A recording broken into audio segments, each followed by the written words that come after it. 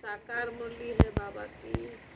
मीठे बच्चे, संगम युग पर ही तुम्हें आत्माभिमानी बनने की मेहनत करनी है। मेहनत करनी पड़ती। सतयुग अथवा कलयुग में यह मेहनत होती नहीं। प्रश्न है, श्री कृष्ण का नाम उनके माँ बाप से भी अधिक बाला है, क्यों? श्री कृष्ण का नाम उनके माँ बाप से भी अधिक बाला है, क्यों? उत्तर है, क्योंकि श्री कृष्ण से पहले जिनका भी जन्म होता है वो जन्म योग बल से नहीं होता। कृष्ण के माँ बाप ने कोई योग बल से जन्म नहीं लिया है। पूरी कर्मातीत अवस्था वाले राधे कृष्ण ही हैं। वही सदगति को पाते हैं।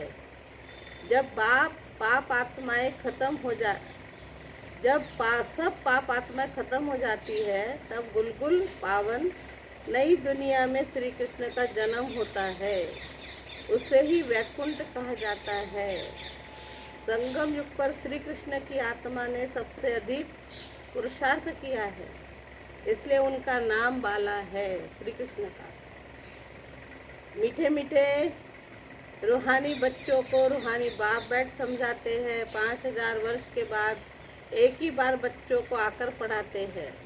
पुकारते भी है कि हम पतितों को आकर पावन बनाओ। तो सिद्ध होता है कि यह पतित दुनिया है। नई दुनिया पावन दुनिया थी। नया मकान खूबसूरत होता है, पुराना जैसे टूटा फूटा हो जाता है, बरसात में गिर पड़ता है। अभी तुम बच्चे जानते हो बाप आया है नई दुनिया बनाने। अभी पढ़ा रहे हैं, फिर 5000 वर्ष के बाद पढ़ाएंगे। ऐसे कभी कोई साधु संत आदि अपने फॉलोअर्स को नहीं पढ़ाएंगे। उनको यह पता ही नहीं है, न खेल का पता है, क्योंकि निवृत्ति मार्ग वाले हैं। बाप बिगर कोई भी सृष्टि के आदि मध्य अंत का राज समझा ना सके। आत्माभिमानी बनने में ही बच्चों को मेहनत होती है। किसमें? आत्माभिमानी बनने में, क्योंकि आधा कल्प में तुम कभी आत्माभिमानी बने नहीं हो। अब बाप कहते अपने को आत्मा समझो, ऐसे नहीं कि आत्मा सो परमात्मा नहीं। अपने को आत्मा समझ परमपिता परमात्मा शिव को याद करना है। याद की यात्रा मुख्य है, जिससे ही तुम पतित से पावन बनते हो। इसमें कोई स्थूल बात नहीं, कोई नाक कान आदि नहीं बंद करना है। मूल बात है अपने को आत्मा समझ बाप को याद करना। तुम आधा कल्प से हिरे हुए हो। देह विमान में रहने के पहले अपने को आत्मा समझेंगे, तब बाप को याद करेंगे। भक्ति मार्ग में भी बाबा बाबा कहते आते हैं। बच्चे जानते हैं सतयुग में एक ही लौकिक बाप है। वहाँ पारलौकिक बाप को याद नहीं करते हैं, क्योंकि सुख है। भक्ति मार्ग में फिर 2 बाप बन जाते हैं, लौकिक और अलौकिक। दुख में सब पारलौकिक बाप को याद करते हैं। सतयुग में भक्ति होती नहीं, वहाँ तो है ही ज्ञान की प्रारब्ध। ऐसे नहीं कि ज्ञान रहता है। इस समय के ज्ञान की प्रारब्ध मिलती है। बाप तो एक ही बार आते हैं। आधा कल्प बेहद के बाप का सुख का वर्षा रहता है, फिर लौकिक बाप से आधा कल्प का वर्षा मिलता है। यह मनुष्य नहीं समझा सकते। यह है ही नई बातें। 5000 वर्ष में संगम युग पर एक ही बार बाप आते, जबकि कलयुगी अंत सतयुगी आदि का संगम होता है। तभी बाप आते नई फिर से स्थापन करने। नई दुनिया में इन लक्ष्मी नारायण का राज्य था, फिर त्रेता में राम राज्य था। बाकी देवताएं आदि के जो भी इसने चित्र बनाए हैं, यह सब है भक्ति मार्ग की सामग्री। तो बाप कहते हैं इन सब को भूल जाओ। जो भी तुमने भक्ति आदि की है, शास्त्र आदि पढ़े हैं, सबको भूल जाओ। अभी अपने घर को और नई दुनिया को याद करो। ज्ञान मार्ग है समझ का मार्ग, जिससे तुम 21 जन्म समझदार बन जाते हो। कोई दुख नहीं रहता। सतयुग में कभी कोई ऐसे नहीं कहेंगे कि हमको शांति चाहिए। कहा जाता है ना, मांगने से मरना भला। तो बाप तुमको ऐसा साहूकार बना देते हैं जो देवताओं को भगवान से कोई चीज़ मांगने की दरकार ही नहीं रहती। यहाँ तो दुआ मांगते हैं ना। कोप आदि आते हैं तो कितनी दुआएं लेने जाते हैं। कोप कितनों की शादियाँ कराते हैं। आजकल तो ये गुरु लोग हैं ना, अपने अपने वो मठों के अंदर क्या करते हैं, शादियाँ का लगाते, शादी कराते। बाबा तो यह काम नहीं करते, शादी आदि लगाने। हाँ, अलौकिक शादियाँ करते हैं। भक्ति मार्ग में जो पास तो हो गया सो अब हो रहा है, सो फिर रिपीट होगा। दिन प्रतिदिन भारत कितना गिरता जाता है। अभी तुम हो संगम युग पर, बाकी समय कलयुगी मनुष्य। जब तक यहाँ न आए तब तक कुछ भी समझ न सकते कि अभी संगम युग है या कलयुग है। एक ही घर में बच्चे समझते हैं संगम पर है, बाप कहेंगे हम कलयुग में हैं, तो कितनी तकलीफ हो पड़ती है। खान पान आदि का भी झंझट हो पड़ता है। तुम संगम युगी हो, शुद्ध पवित्र भोजन खाने वाले, फिर भी देखो हम बीमार पड़ जाते। मैं वही सोचती हूँ, इतना पवित्र भोजन भगवान के घर का खाते हैं, अन्न खाते हैं, फिर भी हमारे शरीर में कुछ न कुछ बिगाड़ आ जाता है। क्यों? उसका कारण है कि तत्वों के अंदर भी क्या है, तमो प्रधानता।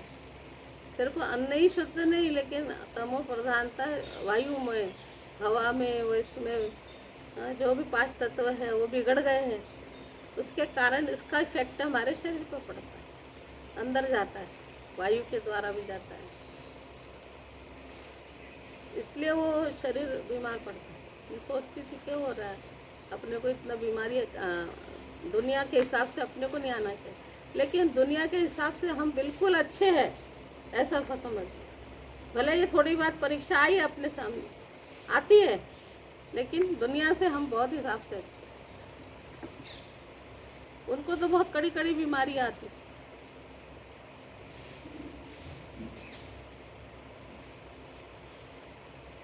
अब कितने सालों से हम पवित्र भोजन कर रहे हैं।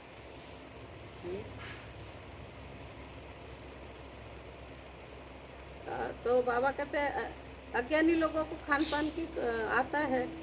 संगम युगी हो, शुद्ध पवित्र भोजन खाने वाले। देवताएं कभी प्याज आदि थोड़े ही खाते हैं। इन देवताओं को कहा जाता है निर्विकारी। भक्ति मार्ग में सब तमो प्रधान बन गए हैं। अब बाप कहते हैं सतो प्रधान बनो। कोई भी ऐसा नहीं है जो समझे कि आत्मा पहले सतो प्रधान थी फिर तमो प्रधान बनी थी, क्योंकि वह तो आत्मा को निर्लेप समझते। आत्मा सो परमात्मा ऐसे ऐसे कह देते।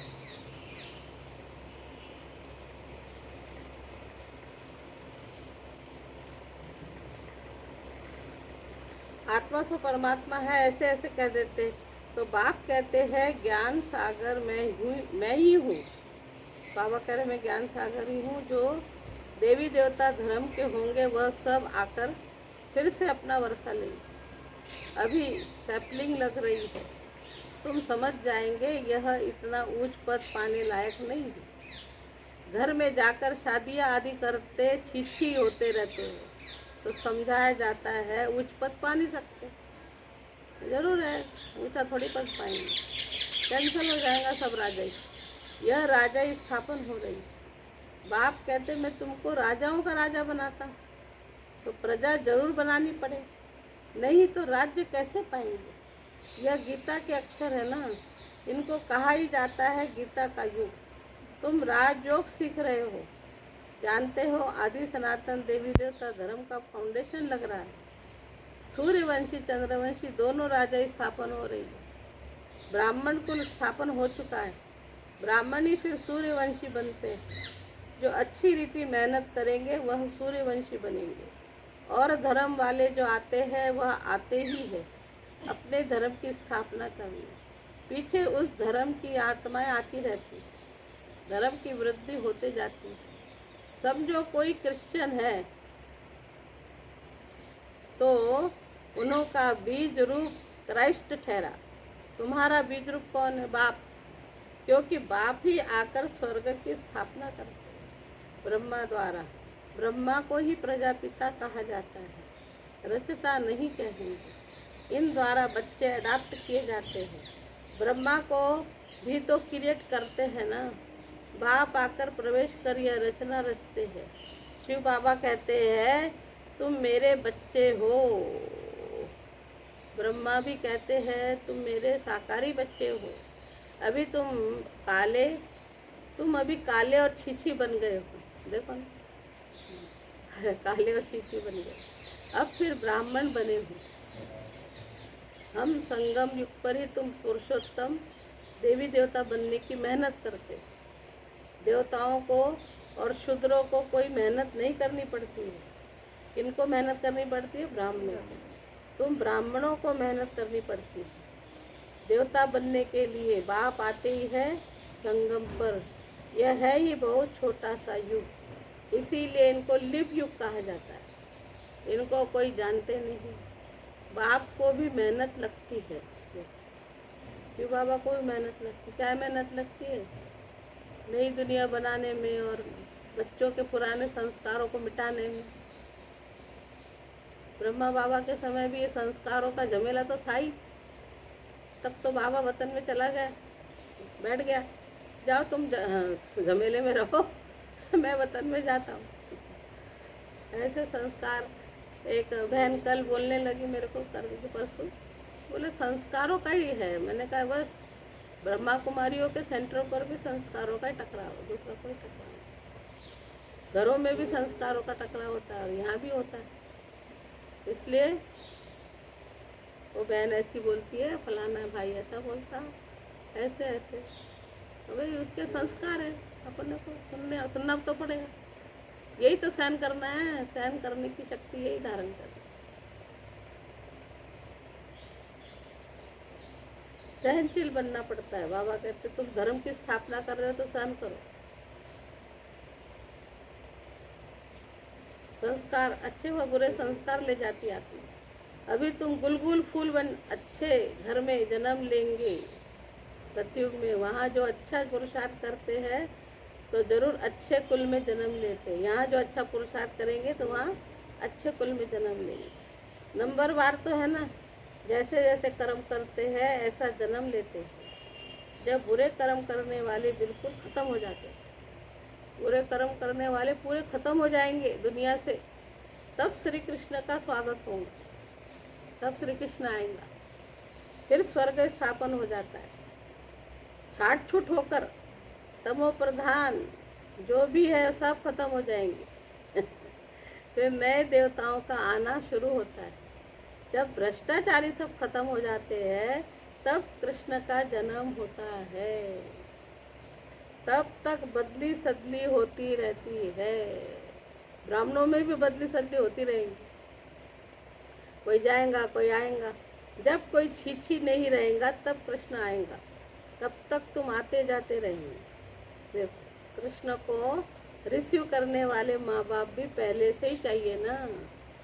फिर जब सब अच्छे अच्छे रहेंगे, बाकी चले जाएंगे, तभी उसको स्वर्ग कहा जाएगा।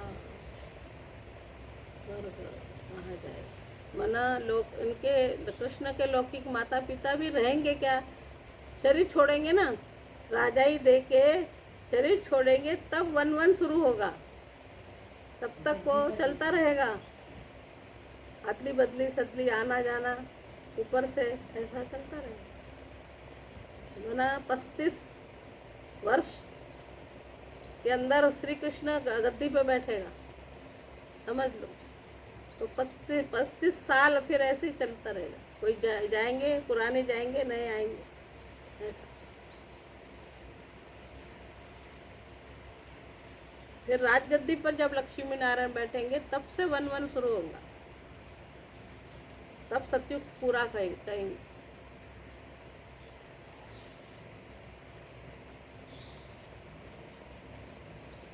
तो बाबा ने कहा कृष्ण का नाम उनके माँ बाप से भी अच्छा वाला है। क्यों?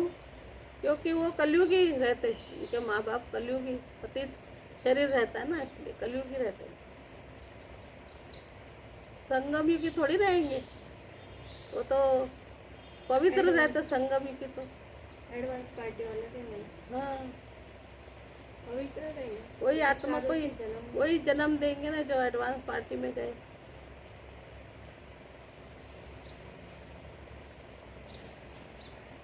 तो कृष्ण के माँ बाप का नाम इतना बाला नहीं है। कृष्ण से पहले जिनका जन्म होता है वो योग बल से जन्म नहीं ले कहेंगे। कृष्ण के पहले जिनका जन्म होता है वो योग बल से नहीं जन्म ले कहेंगे। ऐसे नहीं कि कृष्ण के माँ बाप ने योग बल से जन्म लिया है, नहीं। अगर ऐसा होता तो उनका भी नाम बाला होता। तो सिद्ध होता है उनके माँ बाप से इतना पुरुषार्थ नहीं किया है, उनके लौकिक माता पिता ने इतना पुरुषार्थ नहीं किया जितना कृष्ण ने किया है। यह सब बातें आगे चल तुम समझते जाएंगे। पूरी कर्मातीत अवस्था वाले राधे कृष्ण ही हैं, वही सदगति में आते हैं। पाप आत्माएं सब खत्म हो जाती है, तब उन्हों का जन्म होता है। फिर कहेंगे पावन दुनिया, इसलिए कृष्ण का नाम बाला है। माँ बाप का इतना नहीं है, आगे चल तुमको बहुत साक्षात्कार होंगे।